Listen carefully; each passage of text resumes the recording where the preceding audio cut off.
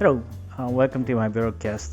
My name is Hideki Saito, and this is the first part of my English broadcast stream. I like to first as a first broadcast, I like to introduce what is this VirtualCast really is, because probably a lot of people would have actually have a question about what the heck is this is. So I like to cover some of the basic aspect of it. As a first part, I have some slide that I like to show you, and then there'll be some live demo of what it is, and I really hope this one will be useful for you to find out what this software is capable of. So without further ado, let me get started. So just first of all, some disclaimer that I'm not affiliated with the VirtualCast or any of those entities. So I just want to make sure people are aware of that. I'm just making this broadcast in the hope that this will be useful for you. So just so you understand that. So what is VirtualCast? It's a broadcasting platform that I use with broadcasting applications like OBS and other streaming software. So VirtualCast itself really doesn't have a capability to do broadcasting. So it's a facilitate the studio aspect of broadcast, like a camera, presentation like this whiteboard, and also the other environment aspect of it. So then there's some interpersonal communication aspect of it too, but that's kind of optional, but there's also a feature to do that. And does it support English? Yes, it does. Despite this is a software that developed by a Japanese company, they do have an English language option within the settings menu. And in fact, I'm actually using this software right now with a full English setting. So all the menu items isn't showing up in English, which I can show you on after this slide. Now, as for requirements, you need to have a VR ready PC. You have to have a functionality to be able to display VR content to your VR headset, and also you need to have the actual VR headset that's connected to your PC. And if your VR headset supports it, you can also have multiple trackers as well to enhance your movement. Now when I say VR ready, it actually has to be. It doesn't have to be super strong, but it has to be capable enough to be able to pull off a VR display, as well as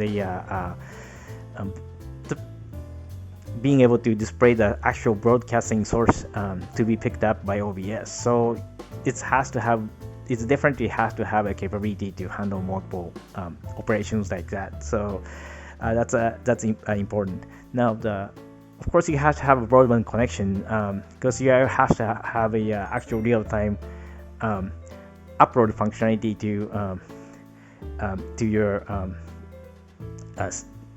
upload the functionality to your broadcasting destination, like YouTube. So when you use OBS on site, you have to have enough bandwidth to be able to support that. So definitely you need that capability. Now, how this works is that your VR component shows the first-person view of the environment. So in this case, right now, I'm seeing all the full environment, and someone just posted the gift. So I can even hold the object like this. So you can actually do the gifting on the Nico platform. So I get to see this full the studio environment as it is set up. So and then the broadcasting window, which is showing up on PC, actually shows the output from camera. So in this case right now, it's showing an output from an actual external camera. There's a multiple views you can have. So that's part need to be picked up by the software like OBS to be able to broadcast out to systems like YouTube or Nico Nico or which I'm going to covering next. So this means you can actually broadcast to just about any platform that OBS or other software supports. That means you can actually put it on YouTube, or you can put it on Twitch, for example. The only thing is that this software itself has a very tight integration with the Nico Nico platform and the also showroom to a certain extent, which basically means, like, for example, like this gifting feature, for example, or the commenting. Those only are supported under Nico Nico or showroom. And other platform, you really don't have the extra support to it unless you actually get on the business version of the software, which can be really expensive. I think last time I checked it, I think it was something like it's basically cost $1,000 a month to probably $3,000 a month, something like that. So it's very expensive unless you're trying to make money out of this platform. I would really recommend that probably you should just either stick with the Nico Nico or showroom, or use a YouTube without actual integration. That's another option too. You can also receive the message from Twitter with certain hashtag, for example. So that's another option you can do too. So the studio items, there is multiple studio items you can use in the environment, like camera and the whiteboard that you're seeing here right now, and they also you can duplicate a PC display that you can control. For example, you can have this one to control like a PowerPoint presentation, or you can actually do the you can actually control OBS or things like that. So you can do quite a few with this. So unless you actually have to use things like keyboard. Oh, there's another gift here, so thank you for that. And the so those are the elements you can actually set the whether other people, the audience, can see them. So for example, I can hide this one from audience if I really want to, and use this as my own display, for example. So that's you have some freedom there. So and so you can also have a user interactions and comments and gifting. That's again, that's very depending on which platform you use. For tight integration, like I said, you have to use Nico Nico or showroom. Like this is actual gifting, the feature that you can enable, which basically means you can receive these items when they submit one through the Nico Nico interface. So the other aspect is there is a scriptable object. It's loaded through the site called Seed Online. It's essentially a little content aggregator you can use to load up a object and such, which can do pretty advanced things like the being able to have advanced camera handling and such. There's people making that, and you can make your own as well. By scripting your own stuff too. The avatars, so this my avatar I made using this software called VRoid Studio, made by Pixiv. You can also download the model from the Seed Online to be able to, or you can upload your own as well. So there's quite a few options. I like to remind you, whatever you do, make sure you know the license of those models if you're using someone else's. And I really like to stress enough that that you don't want to use anything unauthorized, because that's gonna make you look pretty badly, because especially you're broadcasting it, so you're essentially tainting your name basically doing that. So just don't do that. If you're gonna be using something like I really recommend just making your own. Using VRoid Studio is very easy. I don't know if it actually does support English or not, but if it doesn't, it's very easy to get on with it. So just be aware of that. You don't want to use anything that like shady or like almost right. That's just not great way to do that. Actually, just give me a second here. Just gotta hear the comments. So I like to.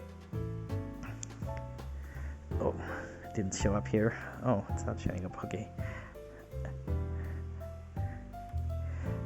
I'll take a look at that later, I guess. So targeting, this is actually the little term that's actually kind of lost. I basically based on the PC interface of this one. So this is in this menu here. It's showing up the rooms.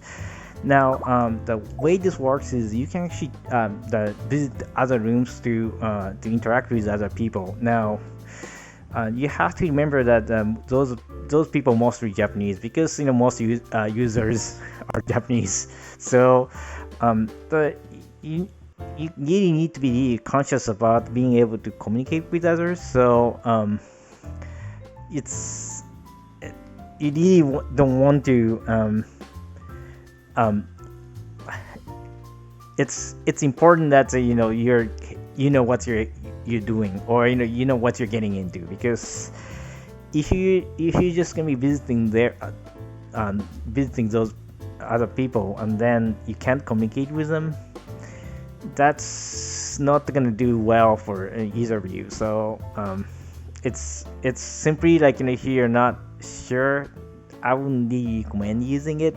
You can stick with your own studio and do your stuff, and then you can have enable others to join you. That's then it's kind of burdening on them to make sure they can communicate with you. So, and when you do that, just make sure your descriptions are clear enough to say that it's a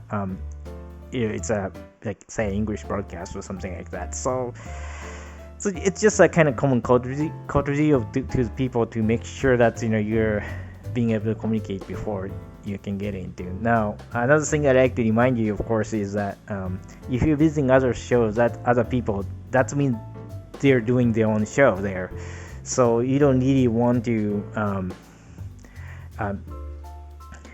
you don't really want to invade their show or occupy their show. So be respectful for what they're doing. So just don't go there and take over their show. So know that it's their own. So if you're staying in your studio and doing your stuff, that's yours. So that's pretty much up to you. But if you're visiting others, you kind of have to play with their rule there. So just kind of common sense. So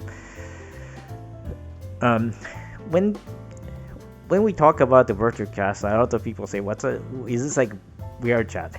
Because VRChat is pretty popular. So that's a kind of question a lot of people ask. Actually, let me just quickly check one thing here.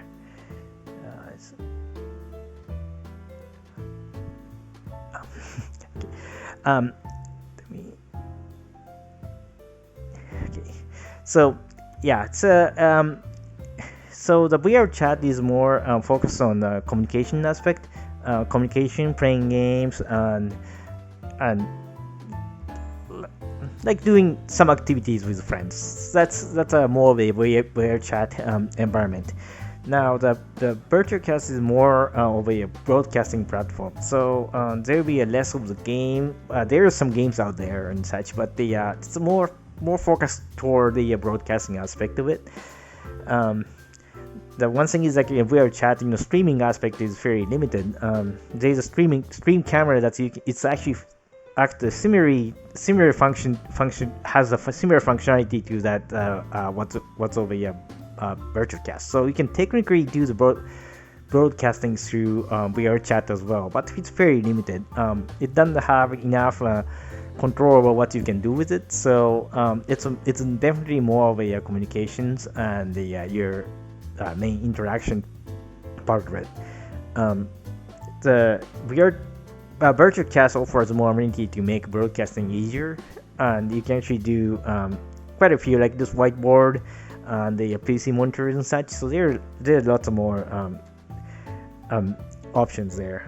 Both platforms are very scriptable, so you can actually make your own script, and it's just in different ways. So that's where the commonality ends. So it's if you're trying to use a VirtualCast as if it's a VR chat, you'll be disappointed. So just so you know that difference.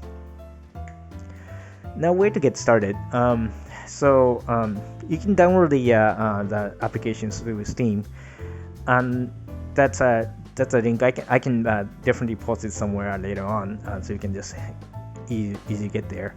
Now, the English help it's available through this website here, but checking that, it seems to be very inadequate because it's not up to date with the Japanese version. So you might see quite a few documents that is missing in English, or some of the document may be outdated. So just you might have to do some trial and error to be able to effectively use the software. But most of the basic stuff you should be able to see through. So this is one of the functionalities through the through Nico Nico. This you can actually comment like this. So someone said hi. So you can actually even hold this one, and it's kind of interesting feature of the platform. Oh, it's disappeared. Now, so this is the end of the slide. So let me actually show you around how things are within this environment. So now, just to show you around. So now, the one thing you can see on the screen here is this actual display here actually shows the what is being broadcasted, and this screen never shows up on camera because of the way it functions. This is only meant to be seen by the people broadcasting, not by audience. So it's not going to show up on the actual audience camera. So that's why you see this empty field here. Now this here is a PC screen that's being broadcasted into the system. So this one actually right now is showing the OBS screen, and I can actually interact with this screen if I really want to. I'm not going to do that right now because I don't want to mess up my broadcast. But so you can control that through here. So the one thing interesting about this is any of those objects has a visibility settings. So if I actually do this, now it's not going to be showing up on your screen because I made it invisible, but I can still see it. So I can use this functionality to have this monitor available for my use while not showing to you.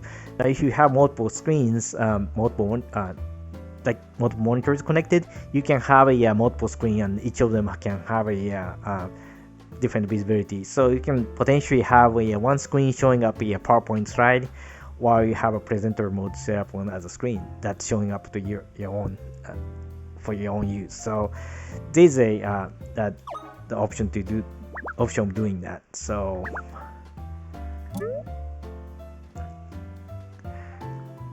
now just to other options to show is this is one of the actually scriptable object that I got from that seed. This one actually just right now playing this BGM and in the background. So that's a system for that.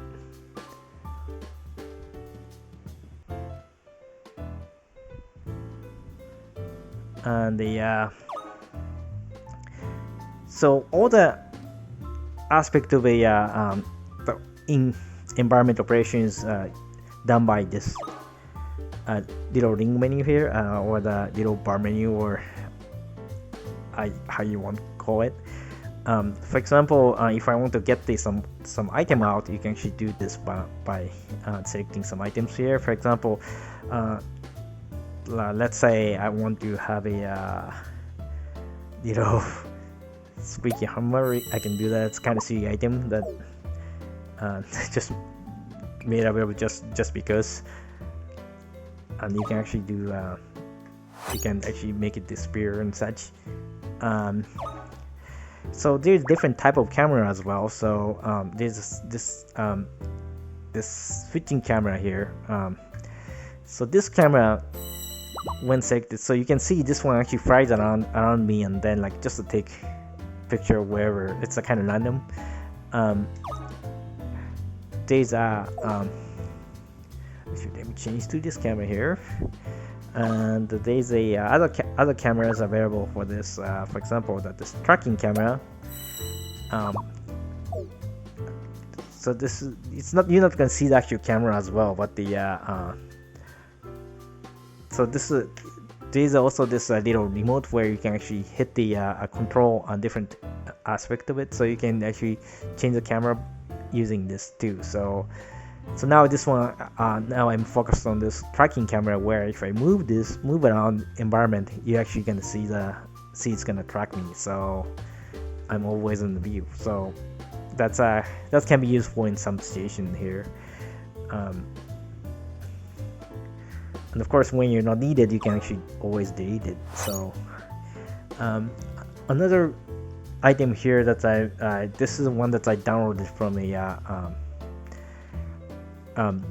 the CD as well. This one actually shows let me change to camera. Yeah, this one actually shows comments and the other aspect of the system, and it actually shows the time here, and then and it's actually also showing the frame rate as well, and that also the number of comments here. So there are quite a few of those script you can download. There's let me see what's interesting ones. There are lots of free ones, so you don't it's not like you have to spend for a lot of money with this, but there are some paid ones as well if you want to do something advanced.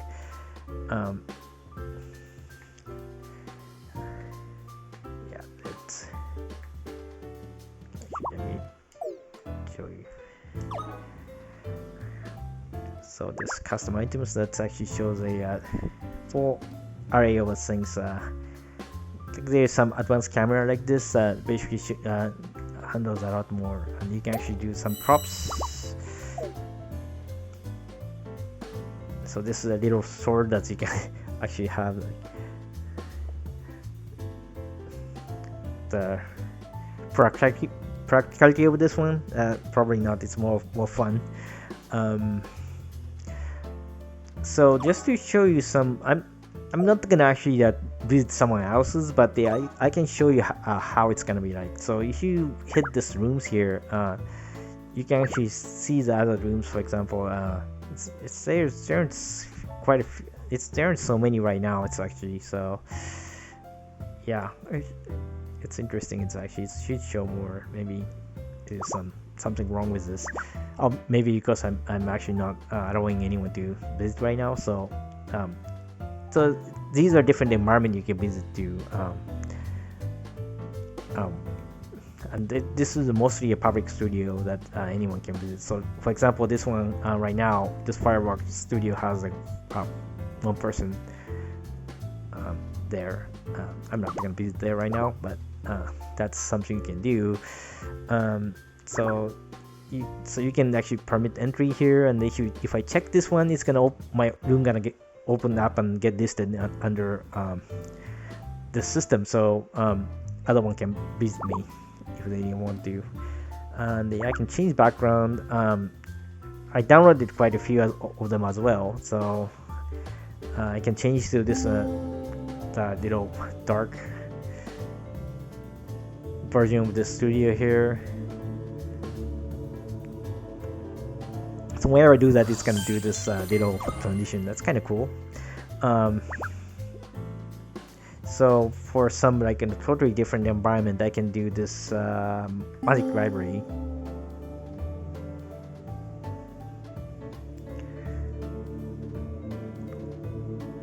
It's kind of load up here this whole environment, and then like it's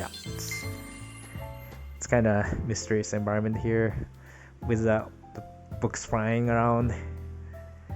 Kind of interesting. And just gonna put this one back to my original one. or maybe I can show you one more. It's a little live stage. So if you want to sing, this is probably the.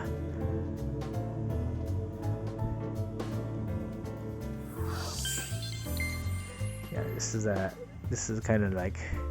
I think actually stage in from this. I think this is actually backstage. Let me.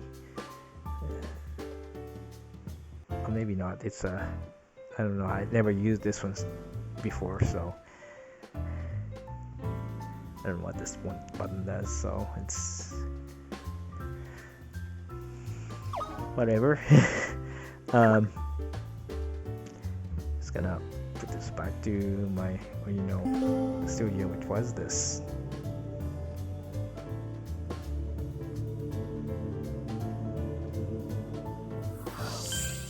And back to my main studio here.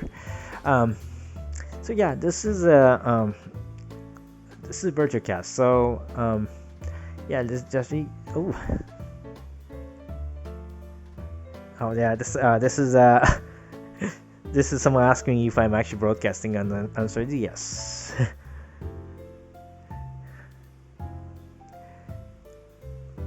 And so yeah, just recap. This is where you can download the VirtualCast and the way to, and this is also my way to get started. So let me actually kind of get it little closer. So yeah, you can get started with it if you really wanted to. It's an interesting experience. It's a lot different than other more social VR SNS. It's more of a the broadcast environment. Oh yeah, okay. So this is Aaron-san asking me if I'm actually broadcasting this one for English speakers, and the answer is yes. This is primarily for English speakers that I'm trying to introduce the VirtualCast to English speakers. Thank you for asking. So you can get started by just downloading it to Steam, and I hope there'll be some English broadcasts as well from you, and I'd definitely like to visit your broadcast when you're up with it. So do let me know. Yeah, I'll be sure to post the more information about the how to contact me and such. So and I hope you enjoy. I'll put this back to you. Well, thank you for watching my broadcast. I hope this one will be useful for you. If you have any questions, do let me know. I could be busy, so I know it's not like I can. It might be not able to attend all the questions you may have, but I can try my best. So I'll make sure to have my contact information on at least on Twitter handle on my actual archive version of this broadcast, because I don't think I can change the actual broadcasting version of it. So and this one gets uploaded to YouTube and other places as well. So just if you're watching this one through YouTube, you should be able to see that information down in the description. So well, enjoy, and I hope to see you soon on VirtualCast. And this is Hideki Saito signing off.